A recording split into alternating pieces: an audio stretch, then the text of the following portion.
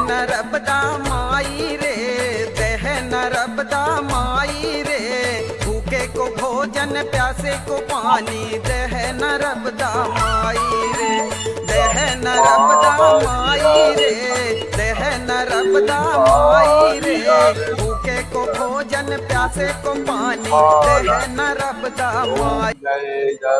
नर्मदेहर, आपका तो पूरा शुभ नाम क्या है? मेरा नाम सत्य सिंह पटेल मोनू, ग्राम सुकरी, ग्राम सभा गोटे गाँव से, जिला नरसिंहपुर। आदरणीय आपका? अच्छा, मैं ये जानना चाहूँगा कि नर्मदा जी की जो यात्रा है, परिक्रमा, भारत में बहुत सारे लोग करते हैं, भक्तगण इनके बहुत लंबी है।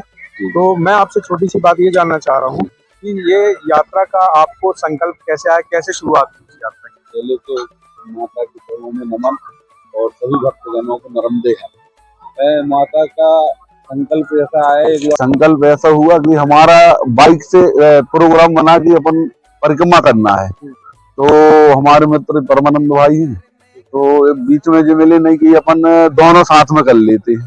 फिर ऐसा हमारे लोगों का प्रोग्राम बन गया, कोई ऐसा मन्नत नहीं है। और वो अपनी स्वयं अपने उससे कि माता की गोद में जाकर तो देखें कैसा अनुभव होता है हमको। तो हम लोग फिर दोनों से दो जो हमारे और साथी हमारे प्रदीप ठाकुर जी हैं, एक रवि ठाकुर जी हैं। पहले हम लोगों का साइकिल से प्रोग्राम था जाने का, पर वहां जाके माता ने हम लोगों को परिवर्तन कर दिया। तो हम लोगों को बाइक से फिर हम चारों वहां से निकल पड़े और अपना ओमकारेश्वर घाट से यात्रा शुरू, हमारी माता जी की परिक्रमा शुरू हुई। ये कब की बात है, कब कितने दिन होते हैं? अब हम लोग वहां से 15 तारीख में निकले थे। 15 तारीख जी में। जी जी। तो अभी आप कहाँ से चले आ रहे हैं? मतलब ओमकारेश्वर के बाद आपने ओमकारेश्वर, महेश्वर, ओमकारेश्वर से हम लोग यहाँ से दक्षिण तट से गए। तो आगे जाके अपना कौन सा घाट था वो? हाँ महेश्वर तो हमारा उत्तर में, उस साइड से जाके सीधे हम लोग हनुमान टेकरी करके एक भरूच के सामने वाला जो दक्षिण तट में है, वहां से क्रॉस हुए तो हम लोग भरूच पहुंचे। भरूच से फिर अपनी यात्रा चालू हुई। फिर उत्तर से हम लोग चले आ रहे हैं। जी जी। तो इस यात्रा में कौन जी आपके साथियों ने जो इस यात्रा में योजना बनी, आप जैसा आपने पता है, तो इस यात्रा में परिवार से कोई परमिशन की लोग निकलते हैं? परिवार से हमारे माता पिताजी का आशीर्वाद, उन्होंने से तो कई बार बोला हमने कि परिक्रमा जाना है, तो वो बोले हाँ चले जाओ। तो पर चूंकि अंदर हमारे साइकिल का प्रोग्राम था, घर वालों की कहीं ना कहीं इच्छा थी कि ये लोग साइकिल से, तो वो माता जी ने घर वालों के साथ मिलके वो एक प्रोग्राम बना दिया मोटरसाइकिल का। तो हम लोग फिर मोटरसाइकिल से यात्रा कर रहे हैं।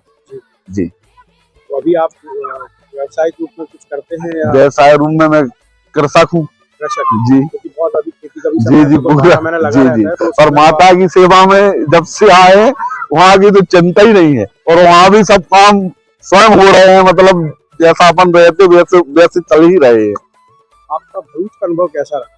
भरूच का अनुभव माता कहते हैं पूरी लंबा, वहाँ तो हम जब पहुँच रहे थे, तो जब हम वहाँ नाव में बैठे तो लगा कि ये पतली पतली सी जगह से नाव जा रही है, वहाँ समुद्र होंगे, वहाँ माता जी आई होंगी। पर जैसे ही जहाँ माता जी का संगम और हुआ, वहाँ पे हम लोग जल जो ले जाते हैं, जहाँ से परिक्रमा चालू करते और भेंट करते, तो वहीं से, क्योंकि अब नाव ऊंची हो गई वहाँ पे, तो वो वहाँ से बाल्टी से जल निकाल के देते और दर्शन कराते, हम लोग सब पूजा करते। तो बगैर बहुत अच्छा अनुभव जिंदगी का, मतलब अभी तक हमको इतनी शांति, वहाँ जब बीच में आए तो बहुत अच्छी शांति आई शरीर को और आत्मा को। मैं एक और आपसे अगला सवाल करना चाहूँ कि रास्ते में मिलने वाले सदाव्रत और अनजान लोगों से जो आतिथ्य मिलता है उसके बारे में क्या? वहाँ अनजान कोई नहीं है। नर्मदा भक्त जितने सब, वो तो जो मिल जाए वो सब परिवार जैसे। वो भले अपन अभी तक किसी से ना मिले हों, पर जहाँ अपन नर्मदे हर, तो वहाँ तो वो सब घर हो जाता है पूरा।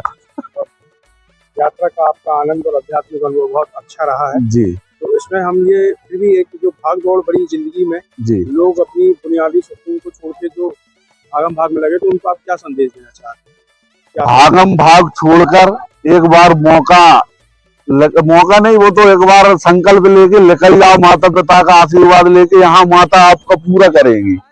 और एक बार अपनी भागदौड़ की जिंदगी से एक बार जरूर सभी नर्मदा भक्तों से विनम्र निवेदन है कि एक बार माता जी की परिक्रमा कोई भी रूप से करें, साइकिल, पैदल, बस, ट्रेन और जैसी व्यवस्था से चाहे पर एक बार परिक्रमा जरूर करें। इसमें एक छोटी सी और एक मतलब हमने पिछले पहले भी कभी जो लोगों से जाने कुछ पैदल परिक्रमा वासियों से, तो अक्सर देखा गया कभी कोई आध्यात्मिक यात्रा पर निकलता है, उनको कहीं ना कहीं कुछ चमत्कारिक अनुभव होते हैं, कुछ ना कुछ ऐसा अनुभव होता है जो कई बार जीवन परिवर्तन ला देता है, कई बार वो आत्मिक शांति देता है। और 100% है जी। तो मैंने भी अनुभव किया। अभी हम लोग क्या खाना स्वयं बना के खा रहे हैं और 2-3 जगह ऐसे साधु संत मिलेगी, नहीं तुमको खाना ही पड़ेगा, तुम्हारा सब कुछ रखा रहने दो पर तुम यही खाओगी।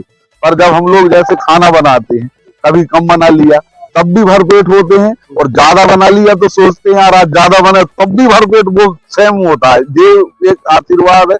और एक विशेष चीज, जब हम सूलपाड़ी की झाड़ी में घुसे तो वहां से जब नन्हे मुन्ने बच्चों की आवाज आए नर्मदे हर, तो वहां पे ऐसा लगता माता खुद बुला रही है।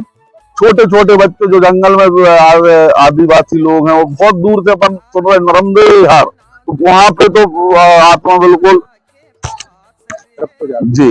अब आप यहाँ से अमरकंटक का सफर तय करना जी जी। यहाँ से अमरकंटक लगभग आप 1-2 दिन में पहुंचे। जी जी जी जी जी। अगला पड़ाव आपका जी यहाँ से वो आगे जबल शंभू घाटी। शंभू घाटी जी। शंभू घाटी के बाद फिर जी। अमरकंटक से आपकी यात्रा का जो उत्तर तट का हमारा वो सफर, हाँ यात्रा हमारी पूर्ण होगी यहाँ, मतलब आधी। फिर यहाँ से हम उस साइड से दक्षिण में फिर जाएंगे, जब ओमकारेश्वर जी पहुंचेंगे तब हमारी यात्रा पूर्ण होगी। ओमकारेश्वर में आपकी जी जी। युवाओं के लिए भी है, और चूंकि मैं भी कहीं ना कहीं राजनीति से जुड़ा हुआ हूँ, पर सभी से कहना चाहता हूँ राजनीति सब करें और अच्छी करें। जो माता नर्मदा जी के तटों पर जो गंदगी हो रही है, इस पे भी सब लोग ध्यान दें, और से आगे माता जी का जो और भी जो गंदगियां हो रही हैं, इन पर सब लोगों को ध्यान देना चाहिए। हम ना सबको मिलकर, जो वहाँ आदिवासी लोग साफ सफाई रखते, अपन शहर वाले हैं और बड़े शहरों से जुड़े वाले, जो अपन भी रख सकें, ऐसा अपन को संकल्प लेकर माता की सेवा करना चाहिए। दिया जलाने से अकेला कुछ नहीं होगा, पर सेवा थोड़ा आत्मा से भी हो। जी दोस्तों, ये थे हमारे साथ और आगे भी हम बने रहेंगे नर्मदा परिक्रमा वासियों के साथ। एक बार हम जयकारा लगाते हैं, बोलो नर्मदा मैया की जय। नर्मदे। सत्य सिंह मोनू पटेल की यह परिक्रमा केवल भौगोलिक दूरी तय करना नहीं है, बल्कि यह श्रद्धा और सबूरी का जीवंत उदाहरण है। अमरकंटक की ओर बढ़ते उनके कदम थके जरूर हैं, लेकिन उनकी आंखों की चमक बताती है कि नर्मदा मैया की कृपा उनकी थकान से परे और परमानंद की स्थिति में पहुंचा दिया हो। अब आगे देखते हैं। अमरकंटक का दुर्गम मार्ग भी है। जब शरीर जवाब देता है, तब केवल नर्मदे हर का जाप ही आपको आगे बढ़ा